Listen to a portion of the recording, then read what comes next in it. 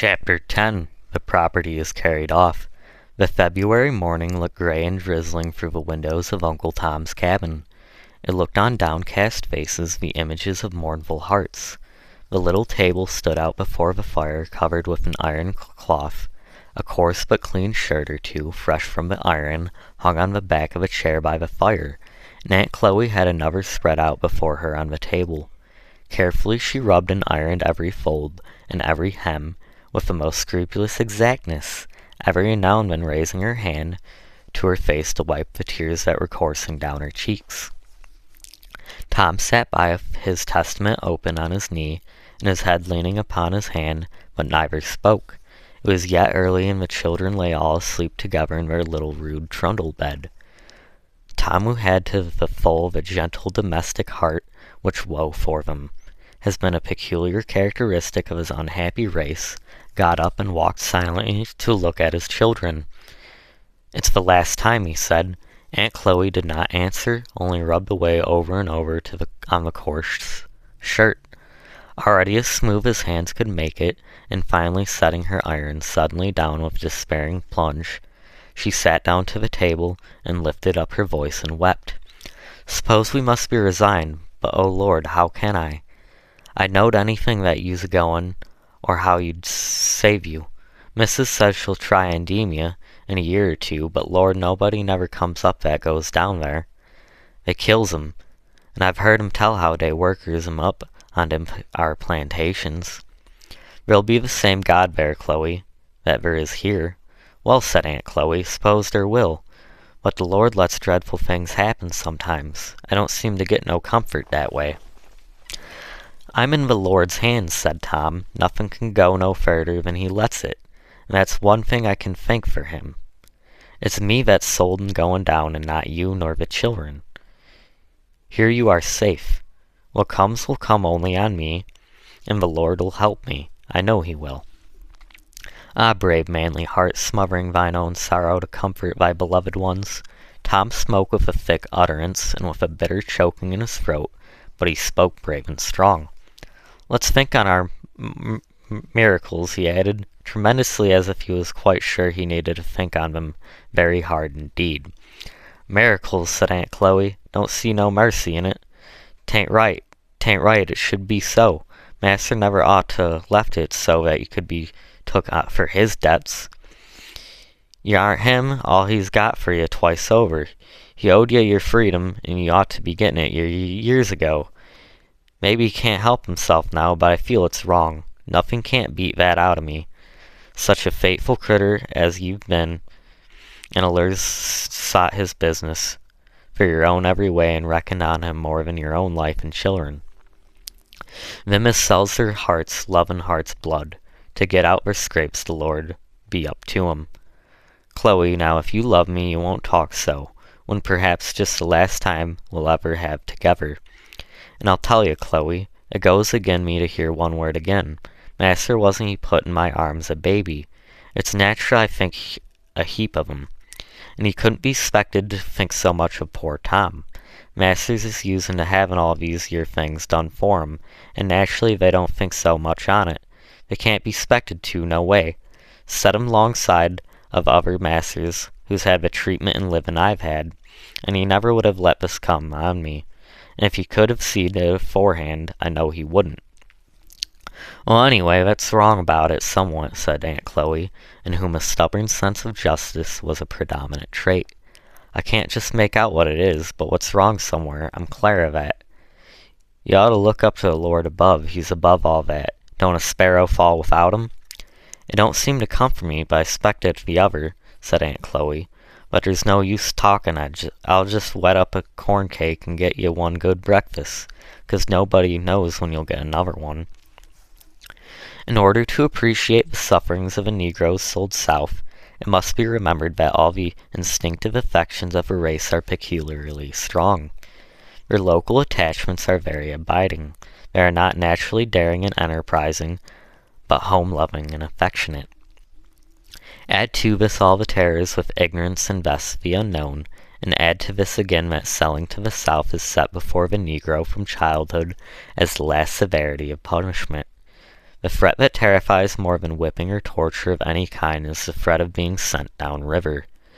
We have ourselves heard this feeling expressed by them, and seen the unaffected horror with which they will sit in their gossiping hours, and tell frightful stories of that down river which to them is that undiscovered country from those whose morn no traveller returns.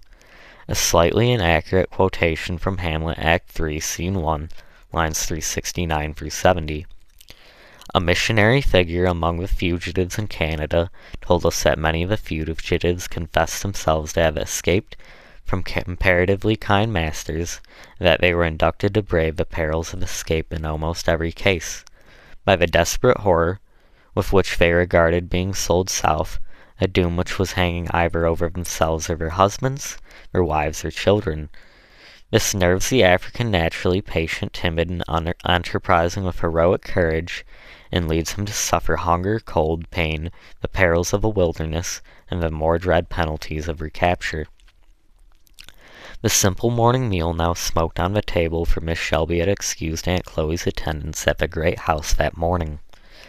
The poor soul had expended all her little energies of this farewell feast, had killed and dressed her choicest chickens, and prepared her corn cake with the scrupulous exactness just to her husband's taste, and brought out certain mysterious jars on the mantelpiece, some preserves that were never produced except on extreme occasions. "Lor, Pete," said Mose triumphantly, "ha'n't we got a buster of a breakfast at the same time catching a fragment of a chicken?" Aunt Chloe gave him a sudden box on the ear. "Thar now, crowin' over the last breakfast your poor daddy's gwine to have to home." "Oh, Chloe," said Tom gently. "Well, I can't help it," said Aunt Chloe, hiding her face in her apron. "I's so tossed about it makes me act ugly." The boys stood quite still, looking first at their father and then at their mother, while the baby, climbing up her clothes, began an imperious commanding cry. "Thar," said Aunt Chloe, wiping her eyes and taking up the baby. "Now is done, I hope. Now do eat somethin'. This yere's my nicest chicken. Thar, boys, you shall have some poor critters. Your mammy's been crossin' to yer." The boys needed no second invitation, and went in with great zeal for the eatables, and it was well they did so, as otherwise there would have been very little performed to any purpose by the party. "Now," said Aunt Chloe, bustling about after breakfast, "I must put up your clothes. Just like as not he'll take 'em all away. I know thar ways, mean as dirt they is. Well now, your flannel's for rheumatus in this corner, so be careful, 'cause there won't nobody make you no more. Then here's your old shirts, these yer and the new ones. I towed off these yer stockings last night and put the ball in 'em to mend with. But Lor, who'll ever mend for you?" And Aunt Chloe, again overcome, laid her head on the box side and sobbed. "To think on it, no critter to do for you, sick or well. I don't really think I oughter be good now." The boys, having eaten everything there was on the breakfast table, began now to take something thought of the case, and seeing their mother crying and their father looking very sad, began to whimper and put their hands on their eyes. Uncle Tom had the baby on his knee, and was letting her enjoy herself to the utmost extent, scratching his face and pulling his hair, and occasionally breaking out into clamorous explosions of delight, evidently arising out of her own internal reflections. "Ah, crow away, poor critter," said Aunt Chloe. "We have to come to it, too. You'll live to see your husband sold, or me'ble be sold yourself, and these yer boys, they's to be sold, I suppose, too. Just like as not, when they gets good for somethin', ain't no use in slaves havin' nothin'." Here one of the boys called out, "That's Missus a-comin' in." "She can't do no good. What she's comin' for?" said Aunt Chloe. Miss Shelby entered. Aunt Chloe set a chair for her in a manner decidedly gruff and crusty. She did not seem to notice either the action or the manner. She looked pale and anxious.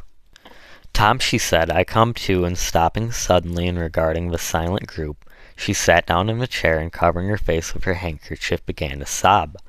"Lor, now, missus, don't," said Aunt Chloe, bursting out in her turn, and for a few moments they all wept in company, and those tears they all shed together, the high and the lowly, melted away all the hearts burning in anger of the oppressed. "O ye who visit the distressed, Do you know that everything your money can buy given with a cold, avented face is not worth one honest tear shed in real sympathy? My good fellow, said Mrs. Shelby, I can't give you anything to do any good. If I give you money, it will only be taken from you. But I tell you solemnly, and before God, that I will keep trace of you and bring you back as soon as I can command the money. Until then, trust in God. Here the boys called out that Master Haley was coming, and then an unceremonious kick pushed open the door. Haley stood there in very ill humor, having ridden hard the night before, and being not at all pacified by his ill success in recapturing his prey. Come, said he, you slave, you ready? Servant, ma'am, said he, taking off his hat as he saw Miss Shelby. Aunt Chloe shut and corded the box, and getting up, looked gruffly on the trader, her tears seeming suddenly turned to sparks of fire.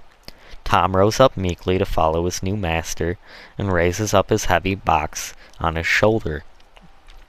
His wife took the baby in her arms to go with him to the wagon, and the children, still crying, trailered on behind. Miss Shelby, walking up to the trader, detained him for a few moments, talking with him in earnest manner. And while she was thus talking, the whole family party proceeded to a wagon that stood nearby, harnessed at the door.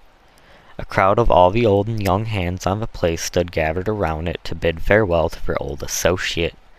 Tom had been looked up to both as a head servant and a Christian teacher by all the place, and there was as much honest sympathy and grief about him, particularly among the women. Why, Chloe, you bar it better than we do, said one of the women who had been weepingly freely, noticing the gloomy calmness with which Aunt Chloe stood by the wagon. It's done my tears, she said, looking grimly at the trader who was coming up. I does not feel the cry, for dat our old limb no how. Get in, said Haley to Tom.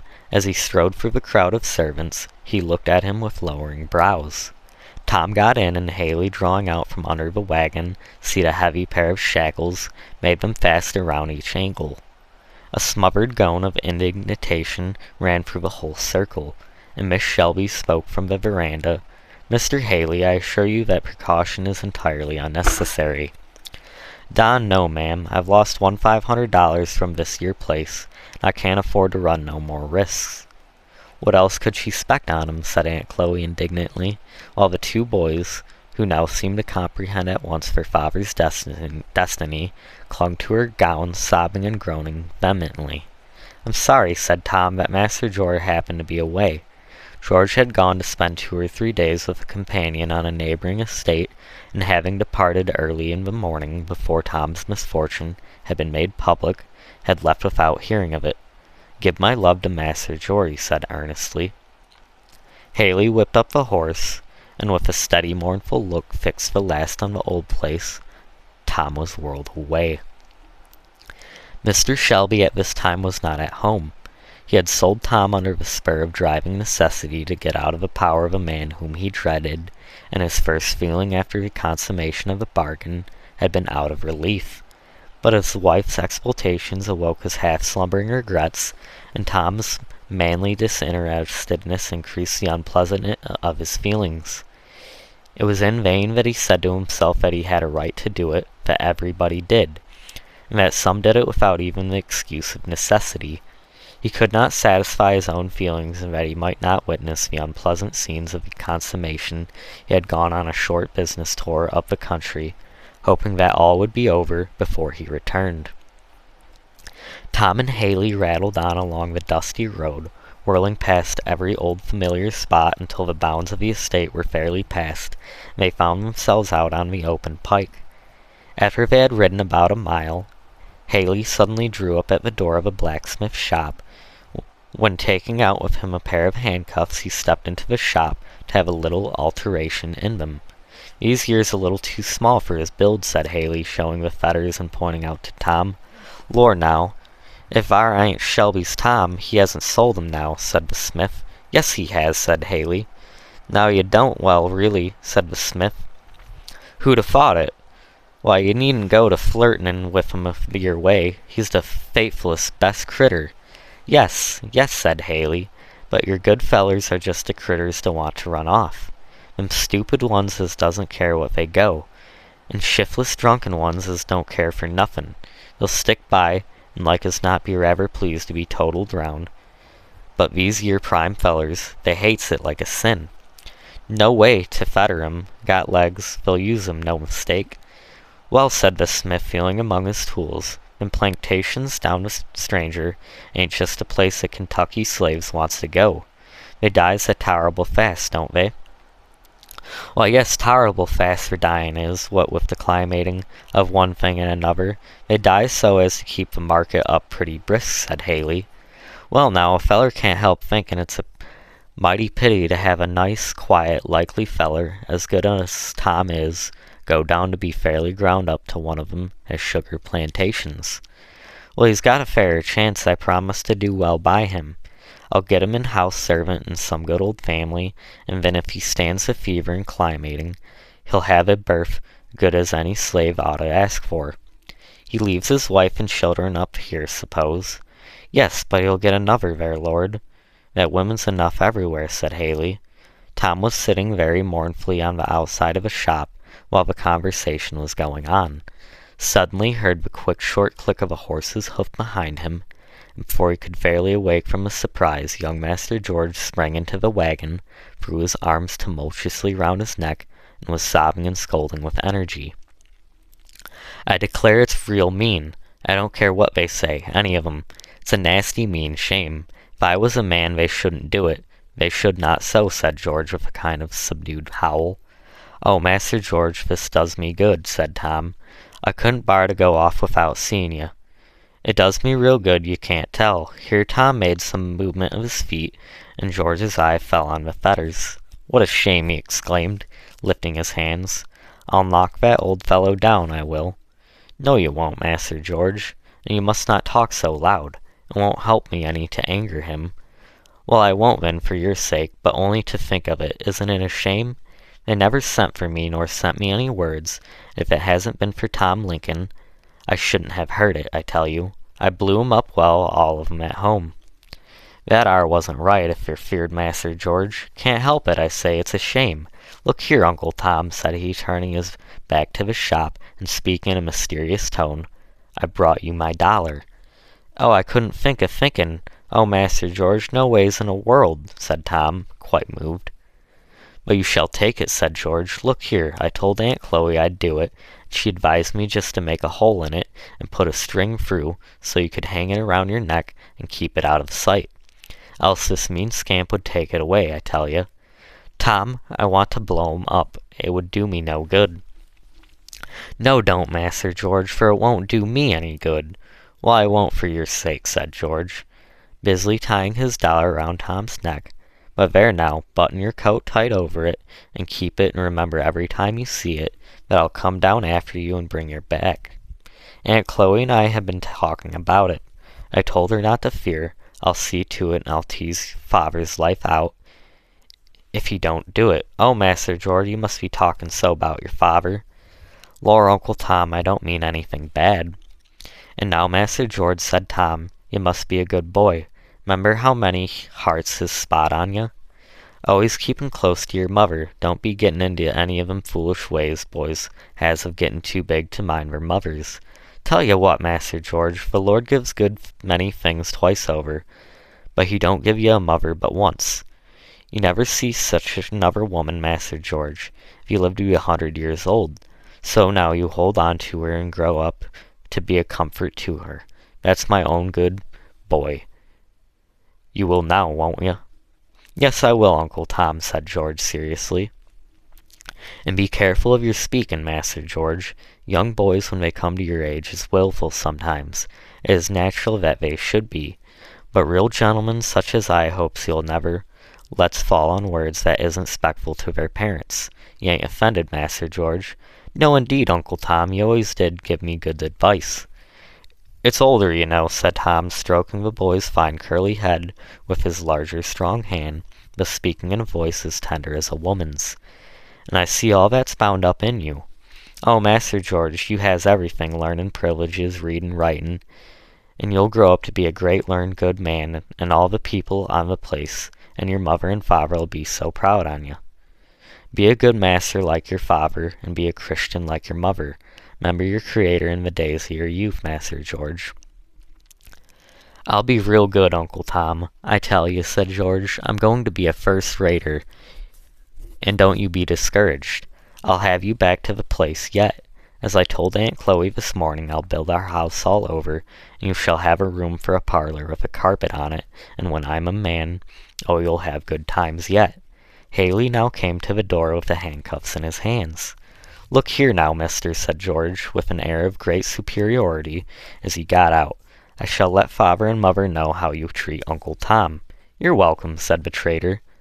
I should think you'd be ashamed to spend all your life buying men and women and chaining them like cattle. I should think you'd feel mean, said George. So long as your grandfolks wants to buy men and women, I'm as good as they is, said Haley. 'Tain't any meaner sellin' on 'em than it is buyin'. I'll never do either, when I'm a man, said George. I'm ashamed this day that I'm a Kentuckian. I always was proud of it before, and George sat very straight on his horse and looked round with an air, as if he expected the state would be impressed with his opinion. Well, good-bye, Uncle Tom. Keep a stiff upper lip, said George. Good-bye, Master George, said Tom, looking fondly and admiringly at him. God Almighty bless ye. Ah, Kentucky hasn't got many like ye, he said in the fullness of his heart, as the frank boyish face was lost to his view. Away he went, and Tom looked. The clatter of his horse's heels died away, the last sound or sight of his home. But over his heart there seemed to be a warm spot, where those young hands had placed that precious dollar. Tom put up his hand and held it close to his heart. Now I tell you what, Tom, said Haley, as he came up to the wagon and threw in the handcuffs. I mean to start fair with you, as I generally do with all my slaves. And I'll tell you now to begin with, you treat me as fair as I'll treat you fair. I ain't never hard on my slaves. Calculates to do the best for 'em I can. Now you see, you'd better just settle down comfortable, and not be trying no tricks, because slaves' tricks of all sorts I'm up to, and it's no use. If slaves is quiet and don't try to get off, they has good times with me, and if they don't, why it's theirs fault and not mine. Tom assured Haley that he had no present intentions of running off. In fact, the exhortation seemed rather a superfluous one to a man with a great pair of iron fetters on his feet. But Mr. Haley had got the habit of commencing his relations with his stock with little exhortations of his nature, calculated as he deemed to inspire cheerfulness and confidence, and prevent the necessity of any unpleasant scenes.